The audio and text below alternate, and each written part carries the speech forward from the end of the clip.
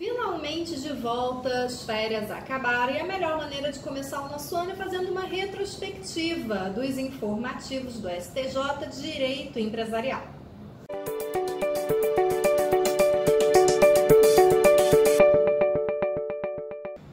Bom, primeiro quero te explicar como é que vai funcionar esse vídeo, como é que nós pensamos ele, certo? Embora o STJ libere mensalmente os informativos, infelizmente nem sempre nós somos contemplados com julgados da nossa disciplina de direito empresarial, certo? Mas nós tivemos alguma relevância. E aí, como é que a gente separou? Os temas mais incidentes, sem sombra de dúvida, vocês vão perceber isso, dizem respeito a julgados referentes à recuperação judicial. Nós também tivemos falência, tivemos uma discussão envolvendo sociedade limitada, uma outra envolvendo protesto, uma envolvendo também uma cisão e valores mobiliários, mas enfim, você vai perceber que por uma questão de opção didática, de metodologia, eu sempre resumi os julgados numa situação problema, numa pergunta, e durante a explicação desse julgado nós vamos resolver, nós vamos responder essa pergunta. Aqui na descrição você vai encontrar um link com um material todo compilado, com as principais informações do inteiro teor marcadinhos para você, para te ajudar, seja qual for a sua finalidade, se manter atualizado na sua prática advocatícia, se preparar para concursos de carreiras jurídicas. Tem um material aqui com mais de 40 slides, totalmente gratuito para você baixar, compartilhar, usar para estudar. Fica à vontade, tá certo? Tá preparado? Vamos começar? Informativo 616. No informativo 616, nós tivemos o RESP 1653-421 de Minas Gerais, relatoria do ministro Ricardo Vilas Boas. Qual foi o grande problema discutido nesse julgado? Sócios minoritários podem excluir o majoritário em uma sociedade limitada? Então, o que foi que aconteceu aqui nesse caso? Era uma sociedade limitada e os sócios minoritários entraram com uma ação de dissolução parcial da sociedade, buscando excluir o sócio administrador, alegando falta grave. Que faltas graves foram essas? Eles alegaram quebra de affectio societatis e prática de atos de concorrência desleal. Mas toda a discussão desse julgado não se refere à caracterização ou não da falta grave. Ela se refere ao quórum para se excluir um sócio majoritário. Veja bem, tem uma informação muito importante aqui. Foi uma ação de dissolução parcial, uma ação de exclusão de sócio. E tratando-se de uma limitada, o artigo pertinente é o 1085.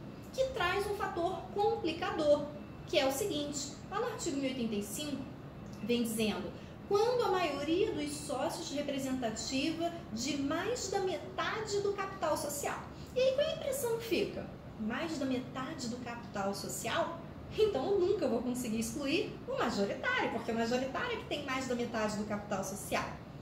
Mas isso seria contrário, essa interpretação de impossibilidade de exclusão do sócio majoritário, ela vai contra o princípio da preservação da empresa. Por quê? Porque imagina que você tem lá um sócio administrador que está praticando atos de concorrência desleal, vendendo informações para os concorrentes, prejudicando a atuação daquela empresa, e você não pode excluir ele, a empresa vai acabar. Então, fazendo uma interpretação sistemática, a gente precisa combinar o artigo 1085 com o 1030. O artigo 1030 está lá dentro do capítulo de sociedade simples e vai tratar da questão da exclusão do sócio. Mas olha o pulo do gato no 1030. O 1030 diz assim: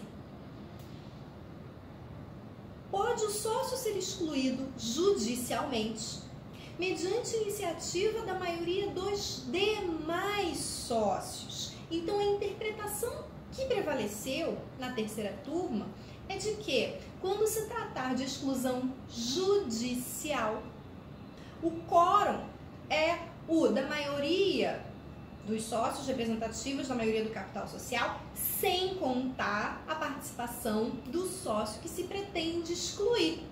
Então, aquele quórum do artigo 1085, de maioria do capital social, só se aplica quando for o caso de exclusão extrajudicial de sócio. Aqui no caso do julgado, como era uma ação de dissolução parcial que buscava excluir esse sócio, como era uma exclusão judicial, então eu vou combinar com o artigo 1085 com o artigo 1030. Então, no cômputo desse quórum, eu não conto, eu excluo o sócio que se pretende excluir, tá certo? Em prol do princípio da preservação da empresa. Então, respondendo à nossa pergunta, é possível os minoritários excluírem um sócio majoritário? Sim, se for proposta uma ação judicial. Tudo certo? Vamos adiante. Informativo 619. Nesse informativo, nós tivemos o RESP 1642-118 de São Paulo, de novo, relatoria do ministro Ricardo Vilas Boas. Qual foi a nossa situação problema? Acompanha comigo na tela. Cabe ação de regresso da sociedade cindida em face da sociedade receptora por obrigações oriundas de sentença condenatória após a cisão. Eu aposto que nesse momento você está assim, oi? Eu não entendi nem a pergunta. Calma, a situação é a seguinte. Vamos dar um passinho para trás, tá certo? Operação de cisão é uma divisão de uma sociedade, tá certo? Eu tenho a cisão total, em que a sociedade cindida se divide em várias outras, novas ou existentes, e eu tenho a cisão parcial, em que a sociedade cindida continua existindo, porém menorzinha, e parte do patrimônio dela é destinado a uma sociedade nova ou a uma sociedade já existente, tá certo? Aqui, no caso desse julgado, nós estamos diante de uma cisão parcial. Muito bem. O que foi que aconteceu? Antes da cisão acontecer, trata-se de uma sociedade anônima. Antes da cisão acontecer, essa sociedade anônima, futuramente cindida, essa sociedade anônima, ela tinha debêntures no mercado, credores debenturistas. E essas debêntures eram conversíveis em ações. E aí o credor debenturista, ao invés de resgatar o seu crédito, fez uma opção por converter esse crédito em ações. Só que ele alega que a proporção entre o dinheiro que ele tinha direito como credor debenturista e o valor que ele recebeu em ações foi desproporcional, o que o prejudicou quando aconteceu a operação de cisão. Por quê? Porque na operação de cisão, parte do patrimônio da sociedade cindida vai para outra sociedade e parte das ações da sociedade cindida também vai para outra sociedade. Então, essa sociedade receptora tem um aumento de capital. Ora, se houve um desequilíbrio na conversão de debêntures em ações, vai haver uma perpetuação desse desequilíbrio, porque esse acionista vai ter uma proporção equivocada na sociedade receptora. Tudo bem? Muito bem. E aí, esse acionista que se sente prejudicado move uma ação contra a sociedade cindida. Essa ação é julgada procedente. Há uma sentença condenatória. E a sociedade cindida paga um valor correspondente para esse acionista. Posteriormente, a sociedade cindida entra com uma ação de regresso em face da sociedade receptora, dizendo, olha, aconteceu esse problema, eu fui condenado, paguei para o acionista e agora você precisa me reembolsar. Essa ação de regresso, ela é procedente ou não? Para responder essa pergunta de maneira correta, você precisa saber a diferença entre obrigações societárias e obrigações cíveis, lato sensu. As obrigações societárias são aquelas oriundas das operações societárias. Não é possível um acordo de vontades diferentes. Então, por exemplo, existe um documento que organiza essa operação, nesse caso, um protocolo de cisão. Não é possível que o protocolo de cisão determine que as obrigações societárias vão ser alocadas de maneira diferente. se X ações foram destinadas para a sociedade receptora, ela tem responsabilidade sobre esse volume de ações que ela recebeu. O protocolo de cisão não pode pactuar de forma diferente. Já as obrigações cíveis lato sensu, eu preciso olhar o protocolo de cisão para saber de que maneira essas obrigações foram alocadas. Qual é o fundamento legal para isso?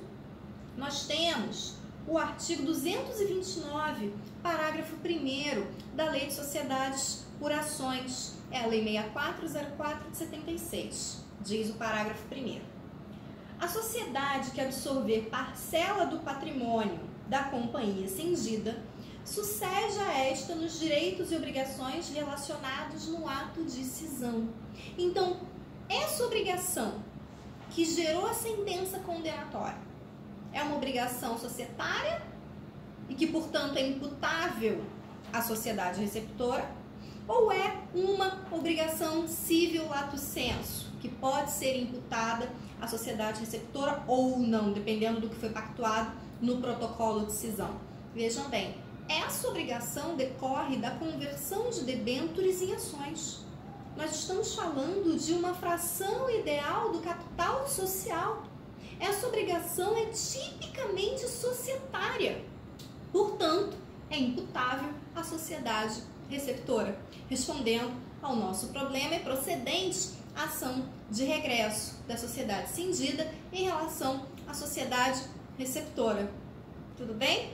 Fica tranquilo que esse foi um dos mais difíceis. Vamos dar uma aliviada no próximo julgado. Informativo 626. Nesse informativo foi julgado o RESP 1727771 do Rio Grande do Sul, de relatoria da ministra Nancy Andrighi. Qual é a nossa situação problema? Acompanha na tela. Créditos oriundos de condenação transitada em julgado, depois do pedido de recuperação judicial, devem ser incluídos no plano de soerguimento, ou seja, no plano de recuperação da empresa? Qual foi o imbróglio? Houve ajuizamento de uma ação, pleiteava danos morais, tinha como réu uma sociedade X. Enquanto tramitava essa ação que pedia danos morais, a sociedade X entra com um requerimento de recuperação judicial e o seu pedido de processamento de recuperação é deferido. Continua rolando aquele processo lá que pediu os danos morais e quando esse processo que pediu os danos morais é julgado, ele é julgado procedente. Então, o autor tem um crédito contra o réu, mas o réu está em recuperação judicial. E aí se instaura a celeuma. Esse crédito, oriundo da sentença, está sujeito ao plano ou não? Para responder essa questão, o fundamento legal é o artigo 49 da Lei de Falências e Recuperação, a Lei 11.101 de 2005.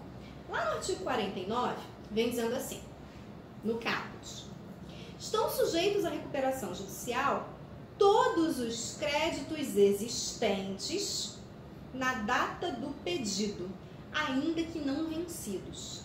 Todos os créditos existentes à data do pedido, ainda que não vencidos. Como é que a gente vai interpretar isso? Porque no momento em que a empresa devedora pede recuperação judicial, esse crédito já era existente? O que determina a existência de um crédito? Não é a sentença. Porque a sentença, nesse caso, ela é meramente declaratória. Ela reconhece que houve um dano e esse dano enseja o pagamento de uma indenização. O que determina a existência de uma obrigação é uma relação jurídica prévia que aconteceu. Foi o ato que gerou o dano, tá certo? Então, qual é a resposta nesse caso? Sim, esse crédito, oriundo da sentença, se sujeita ao plano de recuperação judicial, porque ele já era um crédito existente na data do pedido. A sentença condenatória simplesmente reconhece aquele dano, tá certo? Então, fica por aí que a gente tem mais coisas interessantes para analisar. Informativo 631. Nesse informativo foi analisado o RESP 1438 142 de São Paulo, relatoria do ministro Paulo de Tarso Sanseverino. Qual foi a situação problema analisada? Acompanhe comigo na tela. Cabe pedido de restituição de correntista em face da massa falida do banco depositário? Bom, o que aconteceu aqui? Qual foi o rolo? Uma concessionária de uma rodovia estadual contraiu um empréstimo com o banco A. Como vocês devem imaginar, os bancos costumam pedir o quê? Uma garantia desse empréstimo, né? Imagina o volume de dinheiro que uma concessionária de uma rodovia não pediu para o banco. Então, esse banco A pediu uma garantia. Qual foi a garantia que a concessionária ofereceu para o banco? Receita do pedágio. Aquele pedágio que eu pago, que você paga, né? Aqui no Rio de Janeiro, linha amarela, caríssima, não é isso? Então, isso é uma receita. Então, a concessionária ofereceu como garantia desse empréstimo a receita do pedágio. Mas como é que essa operação foi estruturada? Essa receita era depositada no banco B de bola.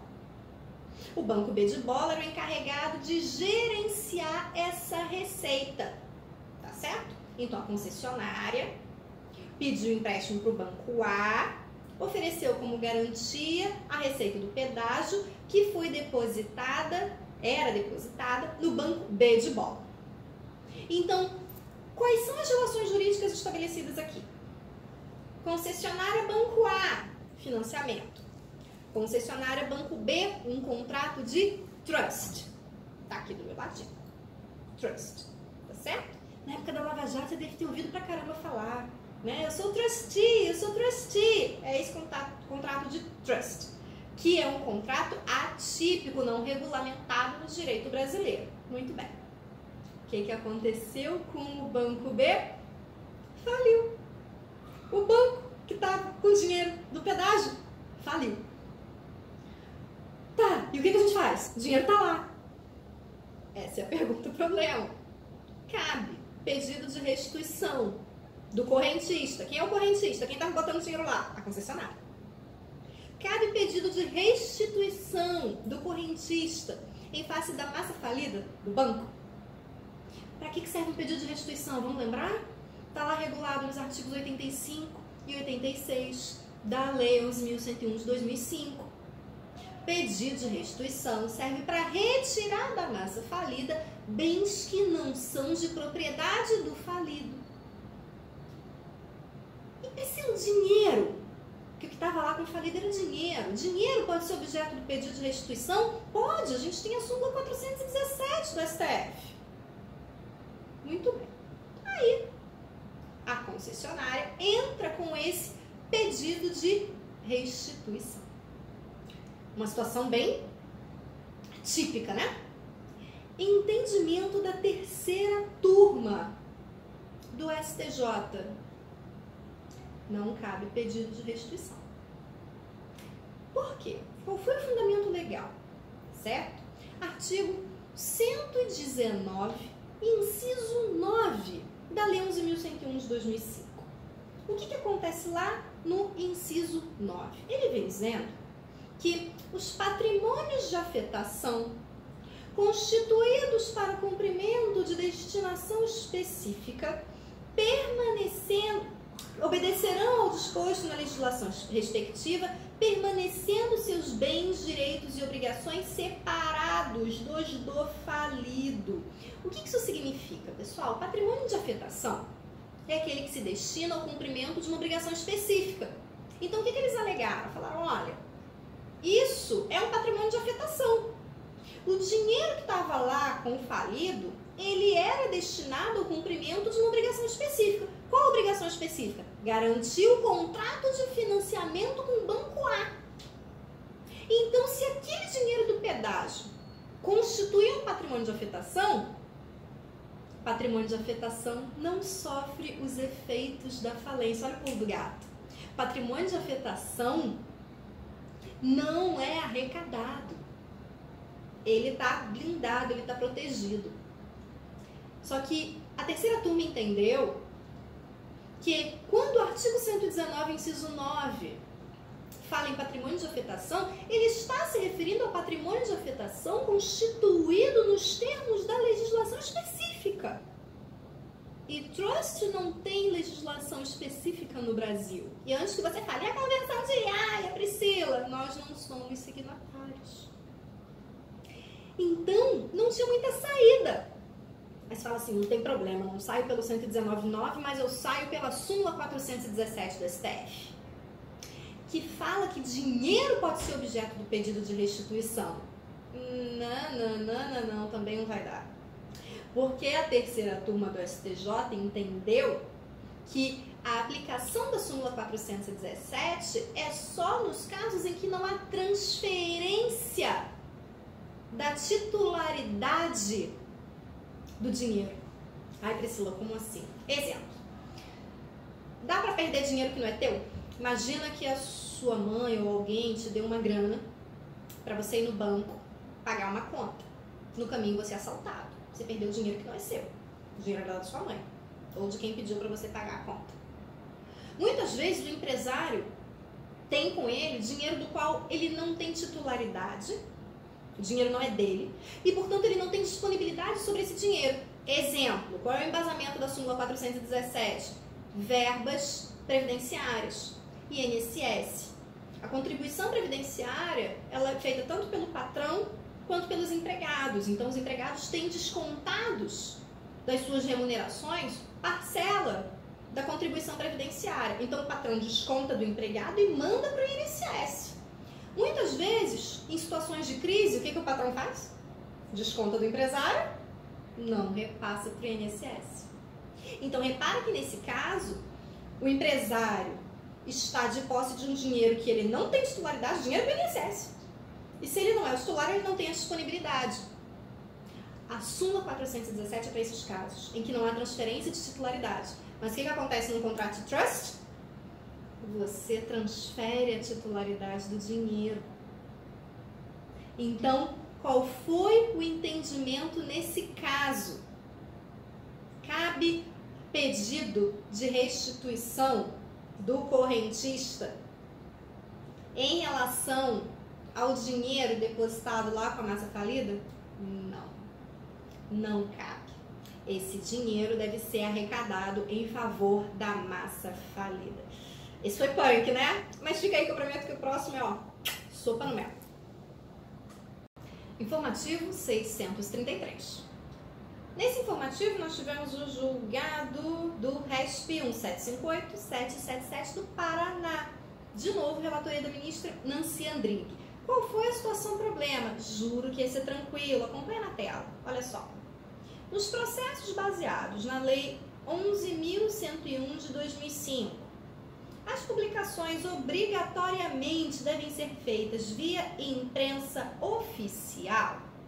Então, de que processo nós estamos falando? Lei 11.101 de 2005 é a nossa lei de recuperação e falência, certo? Então, nós temos aqui três possibilidades de processos. Ações referentes a recuperações extrajudiciais, recuperações judiciais e falências. E o artigo 191, é o fundamento legal da nossa discussão, ele prevê a publicação na imprensa oficial e em jornais ou revistas de grande circulação. Olha só o que ele diz. As publicações ordenadas serão feitas preferencialmente na imprensa oficial e, se o devedor ou a massa falida comportar, em jornal ou revista de circulação regional ou nacional. Então, o que se discutiu aqui? A questão da interpretação da palavra preferencialmente. E o que a terceira turma entendeu? Olha, obrigatoriamente as publicações precisam ser feitas na imprensa oficial.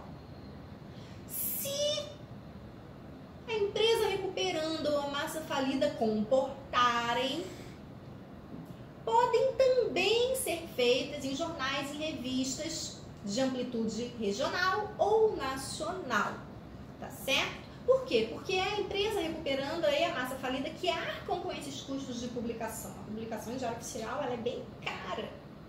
Então, muitas vezes, não há dinheiro suficiente para fazer a publicação. na imprensa oficial e nos jornais e revistas de grande circulação. Então, se houver necessidade de optar, o dinheiro não dá para tudo, eu faço o quê? Imprensa oficial.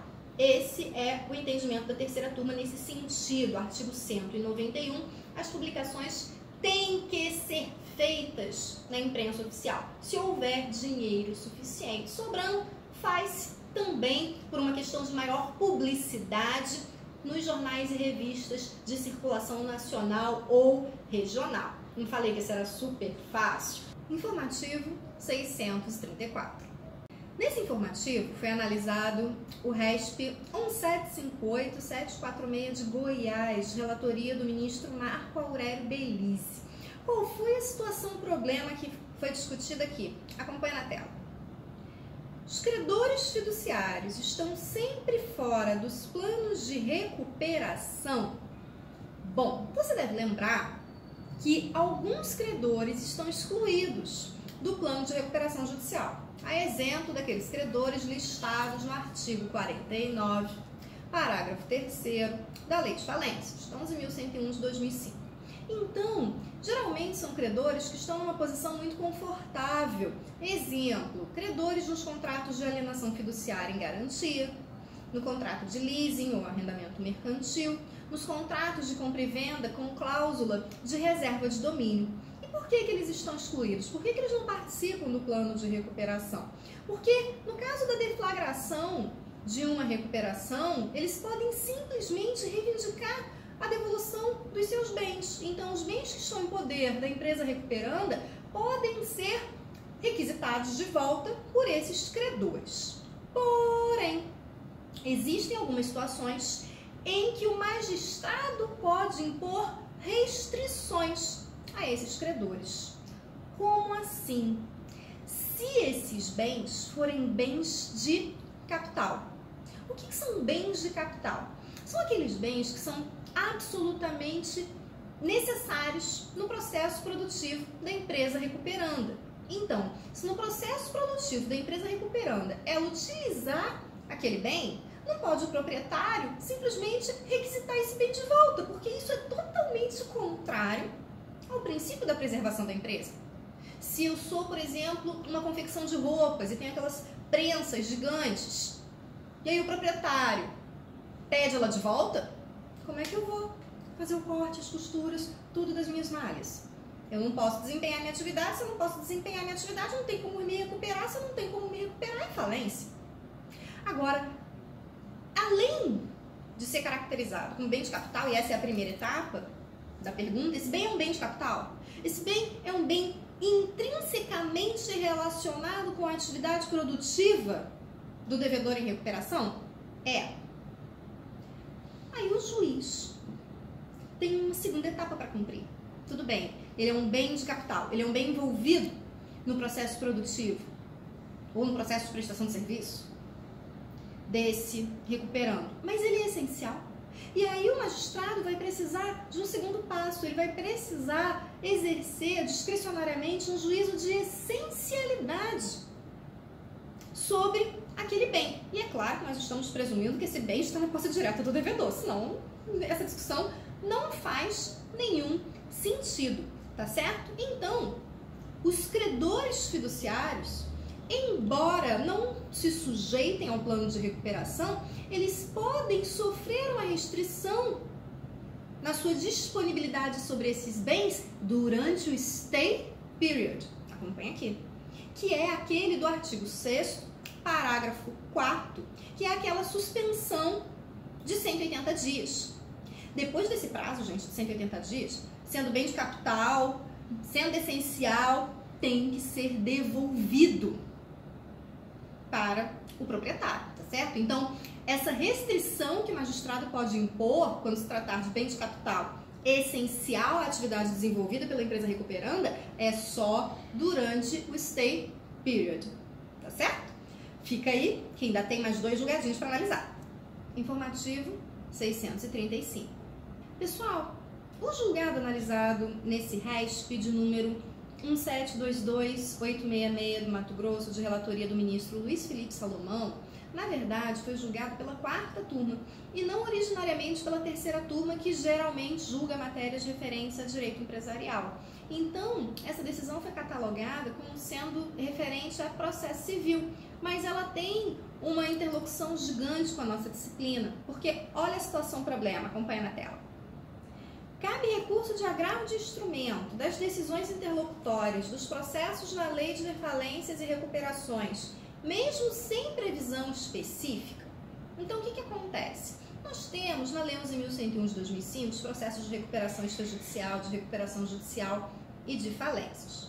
E em alguns momentos nós não temos a previsão do recurso cabível. E o artigo 189 da Lei de Falências diz que aplica-se o CPC nas omissões da lei falimentar, desde que sejam compatíveis com a natureza do processo falimentar. Porque a Lei 11.101 de 2005 ela tem disposições de direito material e de direito processual. Então, naquelas decisões interlocutórias, em que a Lei 11.101 de 2005 não traz o recurso cabível, sendo uma decisão indiscutivelmente interlocutória, uma decisão não terminativa, caberia o agravo de instrumento? No CPC de 73, cabia o recurso de agravo de instrumento em qualquer decisão interlocutória. Mas por uma questão de celeridade e economia processual, no CPC de 2015, houve uma restrição do cabimento desse recurso. E o artigo 1015 passou a trazer um rol taxativo de hipóteses de cabimento do recurso de agravo de instrumento. Se você observar o inciso 13, ele vai dizer que cabe agravo de instrumento contra decisões interlocutórias que versem sobre, e aí ele traz as hipóteses, e lá no artigo 13 ele diz, e em outros casos expressamente referidos em lei. Então parece uma abertura, mas não é, porque quando ele fala expressamente referidos em lei, eu teria que olhar para a lei especial, que é a Lei 11.101 de 2005, e encontrar uma previsão expressa lá. Mas o que acontece? O STJ vem entendendo que cabe uma interpretação analógica ou extensiva, nas palavras do próprio ministro relator, das hipóteses do artigo 1015 ao processo falimentar. Por quê? Porque a própria mens legis, que justifica um recurso de agravo de instrumento, qual é? É aquela decisão que não há interesse, não há relevância em se discutir lá no final do processo. Se eu tiver que esperar o final do processo, às vezes não adianta eu discutir a homologação de um quadro geral de credores, uma decisão interlocutória num processo de recuperação judicial. Então, isso perde um pouco o sentido. Então, a orientação do STJ é de que essas hipóteses do artigo 1015 de cabimento do agravo de instrumento se aplicam sim às decisões interlocutórias da Lei 11.101 de 2005, quando não houver previsão específica. Não tem previsão específica de recurso, mas a decisão interlocutória cabe agravo de instrumento. Tá certo? Finalmente, vamos para o último julgado. Aguenta firme. Informativo 638.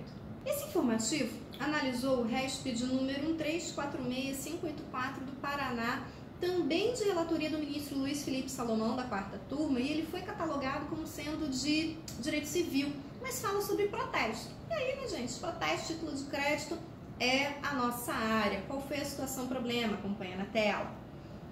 Diante da quitação, o credor deve enviar a carta de anuência ao antigo devedor, mesmo sem expressa solicitação. O que foi que aconteceu aqui, gente? Tratava-se de uma questão de cancelamento de protesto. Cancelamento de protesto, ele pode ser feito pela via judicial, com uma ação de cancelamento de protesto, ou pela via extrajudicial, diretamente no tabelionato de protestos de títulos e documentos, é o cancelamento extrajudicial. Para cancelar o protesto, você precisa apresentar o título que foi protestado. Essa é a regra geral.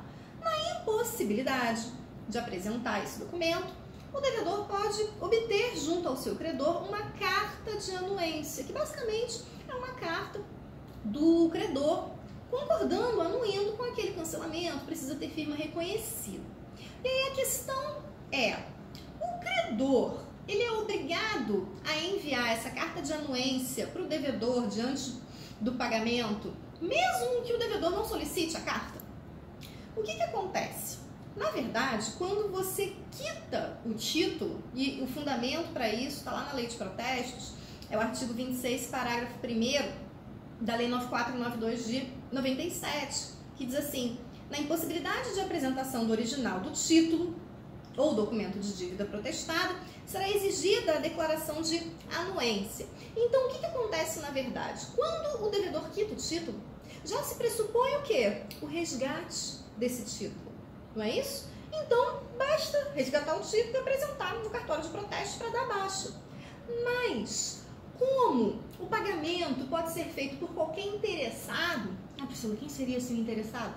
Daí que esse título tem coobrigados, tem endossantes, tem avalistas, qualquer dessas pessoas pode providenciar o pagamento para se liberar.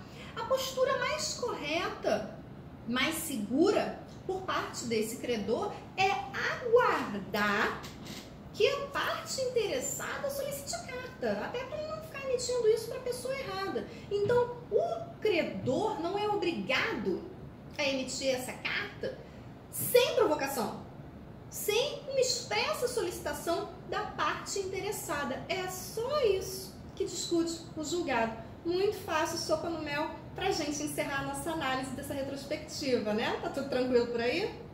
Pessoal, então nós encerramos a nossa análise dos informativos, essa retrospectiva dos informativos que continham julgados referentes à nossa disciplina de Direito Empresarial do Superior Tribunal de Justiça do ano de 2018. Não esquece que você tem um link aqui na descrição com o material, os slides, tudo com marca-texto, frases, trechos do inteiro teor que são essenciais para a sua compreensão. Está disponível 100% gratuito aqui para você, então baixa, salva, compartilha, porque esse material foi feito para vocês. Eu espero que tenha sido útil e que vocês tenham curtido. Então é isso, pessoal.